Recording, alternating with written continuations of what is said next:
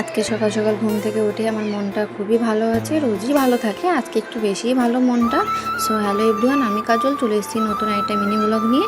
সবাইকে good morning. আমি সকাল সকাল ঘুম থেকে উঠে গেছি, আর আজকে বাইরের ওয়েদারটা ঠিক মেঘলা মেঘলা ওয়েদার, তো ঠান্ডা ঠান্ডা আছে, গরমের মধ্যেও ঠান্ডা ঠান্ডা আছে মনে হচ্ছে না।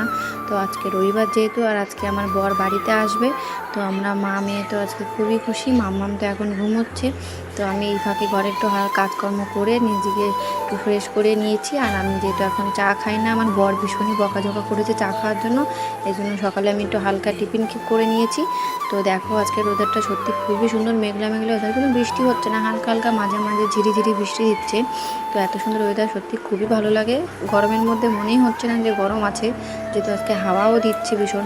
তারপর তো এদিকে মাম্মাম উঠে গেল, আর মাম্মামের সঙ্গে তো একটু আমি খেলা করছিলাম, আর বলছিলাম যে বাবা আসছে বাবা আসছে, কত মজা। তো এখানে মাম্মামকে আমি রেডি করিয়ে দিয়েছি, আর আমি ওকে একটু দুষ্টুমি করছিলো বলে ওকে আমি একটু বকে দিয়েছিলাম।